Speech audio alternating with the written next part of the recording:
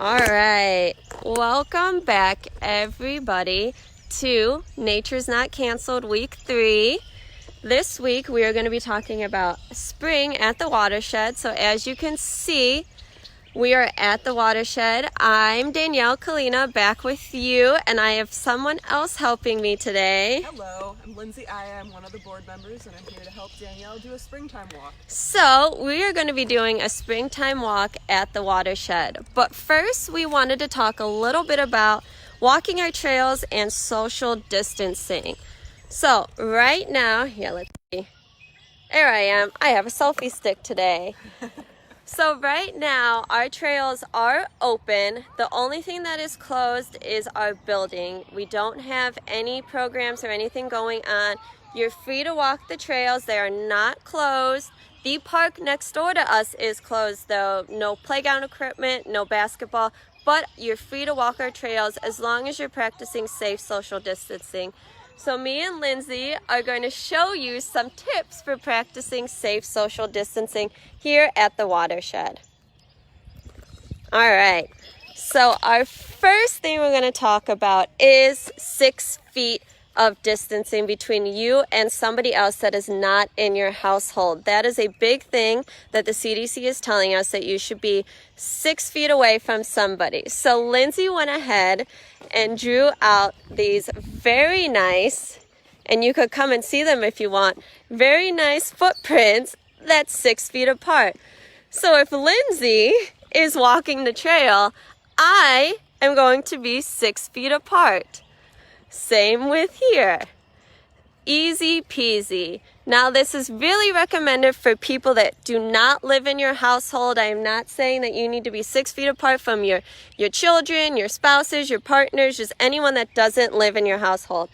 The next thing that you could do to take an extra precaution is if you have a mask or bandana, Lindsay's going to demonstrate, something that you could cover your nose and your mouth with. Again, easy peasy. So another thing, our trails, as you could see, if Lindsay want to step on the trail, our trails are not very wide. So it might be difficult if you're passing somebody on the trail, which could often be happening. So me and Lindsay are going to demonstrate something you could do. So when you do this though, be sure to be safe. If you step off the trail, that you're stepping off in a safe place. So if I might be passing Lindsay because she's walking a little slow this morning, what I could do is safely step off the trail, acknowledge Lindsay by a wave or a nice hello, and then pass her and keep continuing with my walk. Now, if I'm walking towards Lindsay, I could do the same thing. Try to keep a safe distance and walk past her. Easy peasy. So please, while you guys are walking and visiting us, please, we know that there's a lot of people that want to come visit the Watershed, and why wouldn't you? Look at that beautiful view. Please try and practice social distancing here at the Watershed because we want to make sure that everyone's staying safe during this time. So what we are going to do now is we're going to go on to our actual walk. So we are going to talk about signs of spring because, again, just because we're kind of in a quarantine weird state right now doesn't mean that spring is stopping. Spring is still coming. So me and Lindsay are going to almost take you on a virtual walk around the Watershed and show you guys some signs that spring is happening, and then you guys can go out around your neighborhoods to hopefully see these same signs. So the first one we want to talk about right away is obviously the sounds. You're hearing lots of birds happening, and that is a big indicator that spring is happening. So you could see right there, oh, there he goes. That is a red-winged blackbird. That is a very popular bird and one large indication that spring is coming back. Oh, and there's some nice mallards over there. So the birds are coming back. We kind of talked about that in our first video. They're coming back. They're starting to nest. They're starting to mate. They're going to lay their eggs soon. And then there's going to be all these nice baby birds around. baby ducks, baby geese, or goslings. So we want you guys to be aware if you are coming to the watershed or just anywhere in nature, be aware of these baby animals, especially baby geese, because geese can get very aggressive, so they want to protect their goslings. All right, so we're going to keep walking. Linze, I don't know if you want to talk a little bit about frogs, another sign that spring's coming. We're definitely going to hear some frogs calling in the background. Danielle and I have actually been hearing the toads already. If we get out to the Marsh Walk, or if we see anybody crossing our path, we'll definitely point them out to you. If you are taking a walk either at the watershed or anywhere, you might see some frog eggs or toad eggs in your local puddles. So yes. Definitely keep an eye out for those. We want to not disturb those too. We want to make sure that those don't become harmed. Look, some other sights. Some pretty buds. Oh, yeah. So another sign that spring is coming. Linze, if you want to go over a little bit. Let's see. There we go. Perfect. So the trees are starting to bud. So these buds are actually slowly starting to open and everything. So that is another indicator that spring is happening. Also, you could see a lot of our trees are starting to get leaves again. So, and it is very, very green around here. So obviously that's a big sign that spring is still coming. Oh, goodness, sorry about that, guys. Some technical difficulties there. So we're just going to continue walking. That's a squirrel. I was like, what is that? Oh, yep. We got some squirrel action over here. So right now we are in our forest part of the watershed. All right, so we're gonna hopefully find some other big indicators of spring. Let's see, do we see any? Oh yeah. Is that some back there? You want to take it back there? Definitely. So we're about to venture off of our main 1 mile walking trail, and we're going to just cut up into the upper trail. This was an old rail line way back in the day, so it's a little bit bumpy, a little bit precarious. Be safe on it. It'll be a little harder to practice social distancing on this trail, so if you do go on this trail, just be mindful that you'll probably have to step into the woods if you pass anybody. But we're going to go on this trail because this is where the spring ephemerals are. They're one of my favorite signs of spring. We're just coming up upon some spring beauties, everyone. Just a little whitish, pinkish flower down here.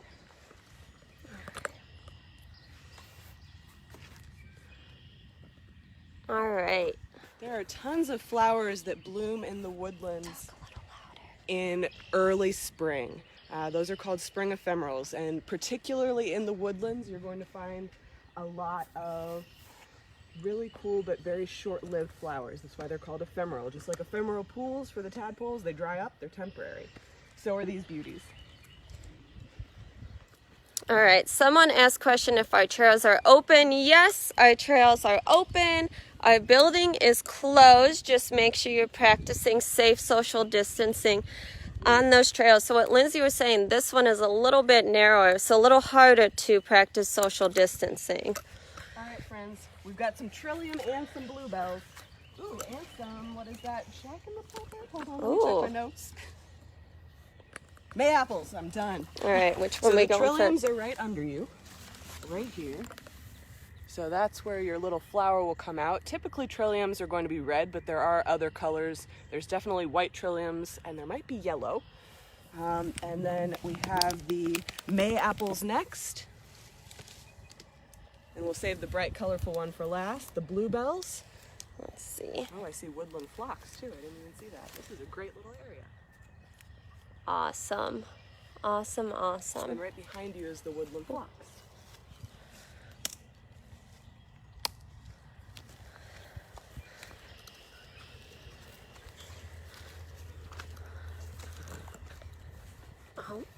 Kind of here. So it might be a little hard to hear, but right now me and Linze hear, I think, those toads. Yeah, I definitely hear some still toads hear the toads trilling. So one way you could tell the difference between frogs and toads. So toads have a continuous trilling noise. So you're just going to hear them constantly going off and off. When most frogs are kind of quick, short noises that are happening. So one frog that we have a lot here if you come on by is the spring peeper. That's going to be a really easy one to distinguish because it sounds just like a little peep, peep. Let's see. This might be a wild ginger. I'm not 100% sure. So something that we talked about before, to apps that you can use to identify plants and animals. So in the first video we talked about Seek and iNaturalist. Those are two apps that you could come around to try and identify some of these plants we have here. This is bloodroot. Oh my goodness, look at how, that's amazing how much bigger the leaves are. So bloodroot is my absolute favorite spring ephemeral, and it has these gorgeous little white flowers with a yellow center, but let me see if I can find a seed pod. All right, that little thing right there, I don't know if you can see that. That's a seed pod. So when the flowers are out, the leaves are very tiny, completely different. And then when the flowers go away, you get this lush, just very abstract, unique leaf that comes out. Oh gosh, this is a brilliant patch. He has a lot. It's a lot. When we get up to the treehouse, let's take a moment and just enjoy listening to some nature sounds for the folks at home who might not be able to get out of their house. Some of you are going to be able to come visit our trails and some of you aren't, so let's just take a look for those of you who can't get to us. Oh, I hear him a little better over here.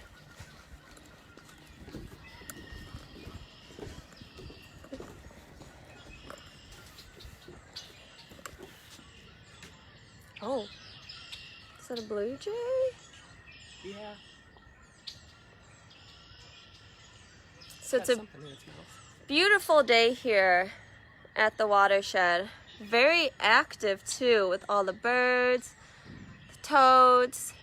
You hear the geese out there too. Oh, there's another red-winged blackbird up there.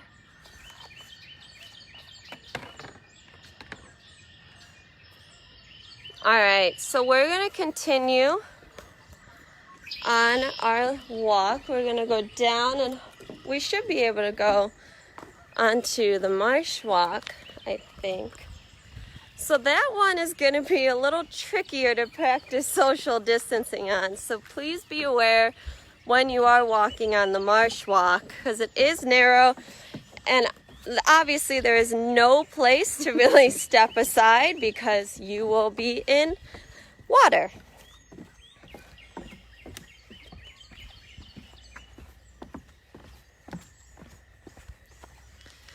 Ooh. What else? Oh Goodness. I think that this is a type of poppy, but I cannot pronounce the name. Celandine is my best guess, but we have some more of these up in the meditation grove. Oh, and here. Oh, wow. Let's step aside. Always remember if you're stepping in to look at these things to just be careful.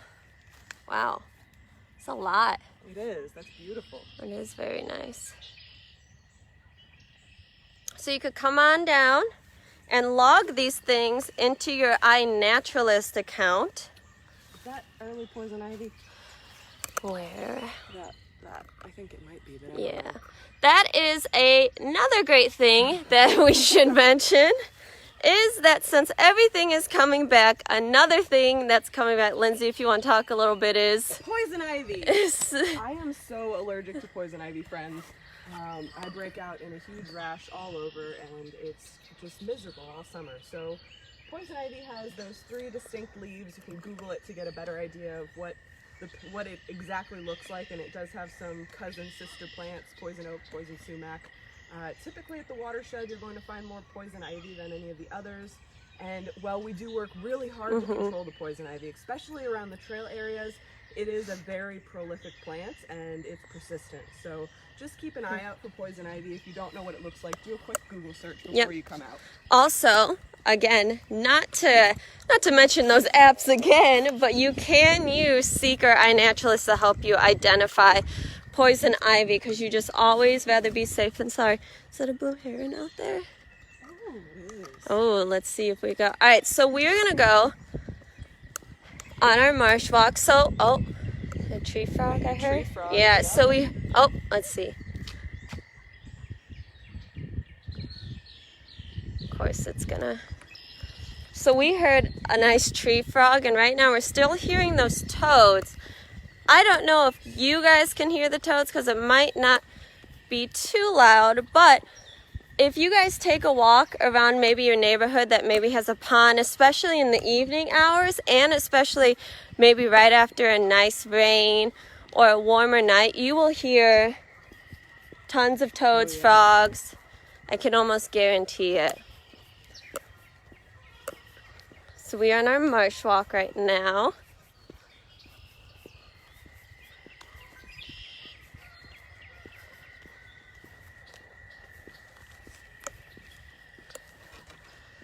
All right, so obviously our marsh area is looking very different right now than it usually does. So this changes throughout the seasons. So this is where we would normally do our frog walks, but unfortunately we had to cancel those. But it looks like we could still hear. Oh, there we go. Oh, yeah.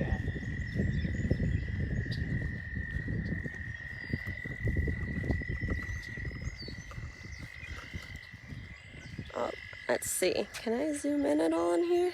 Oh, I can. Ooh.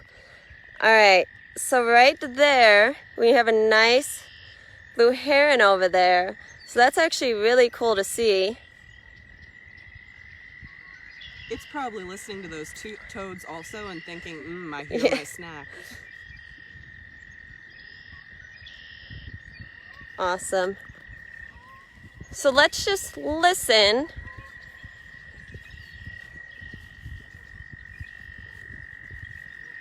Oh, there's some. All right, we're gonna try. I'm not gonna go in. All right, right there. We got a frog, it looks like. Or toads. Those are toads. Yeah, for sure. toads. Oh, we have a ton of them. 3 at least. This is awesome, actually. There's 2 mating. Oh, wow. Let's see. See if you can step over here to get your shadow out of it. Oh my gosh. All right, so our marsh rock right now is flooded with toads right now. So here's 2 actually mating. So we're a little PG-13 over here. Let's see. Let's get this little guy.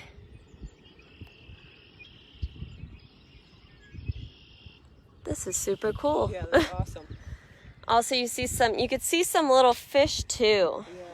But And all of the bird footprints. yeah, oh yeah, that's a good one. So that's another way, that's another fun thing you guys can do. When you come out here, or maybe even in your own yard, Lindsay pointed out all of these footprints. That's something that you guys can do and try to even identify what the footprints are. So I'm going to take a guess that these are geese prints because we have a lot of geese in this area right now. I like to say that the geese kind of run this place in the spring because they kind of control. Interesting tracks. Yeah, those are interesting tracks. If anyone wants to make a guess at what those tracks are. So right now, for those of you tuning in, we're just, oh, it's a big one right there. That's a frog. It looks like a leopard frog, doesn't it? Is, yeah. All right, so we found, that's a leopard frog. So that's actually really cool because I'm going to be honest, during the frog walks, I can never find these. I know.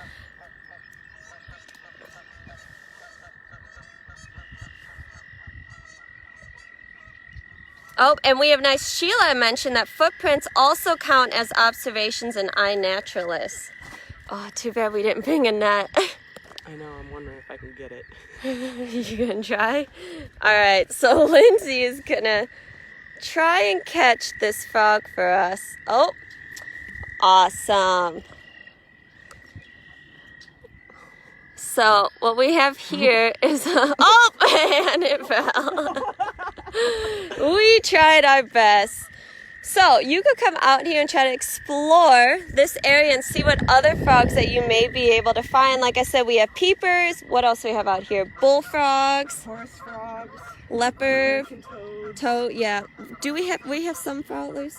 We have some tree frogs too. Fowler's toads. I don't know that we do anymore. So it's definitely something you guys can come out and do. So we're going to wrap up here, but we have one more thing that we want to talk to you guys about, and that is we have 2 more apps that you guys can go ahead and download to get out and explore nature, explore spring. So Lindsay has these apps on her phone. So the first one we're going to go over is Merlin. Let's see.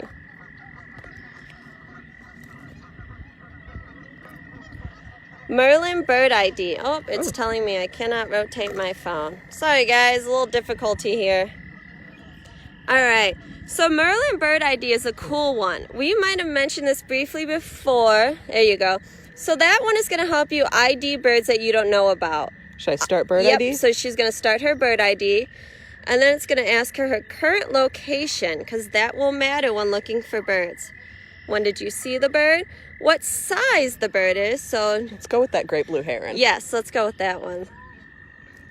Goose-sized or larger? I'd say goose size or larger. All right, it's going to ask the colors, the main colors. So Lindsay, we're going to try to identify, even though we know it's a great blue heron, we're going to see how well it works.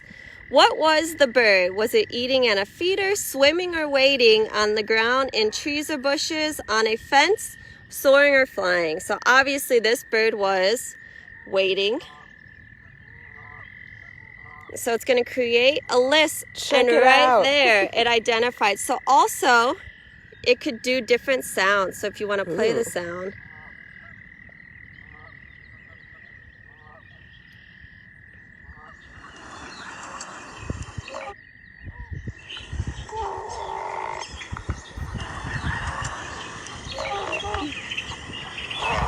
So that is one cool thing about this app, because it will go and tell you the different sounds of the bird. So I love this app because I am not a bird expert myself. So I use this at home when I'm sitting in my backyard and can't identify a bird.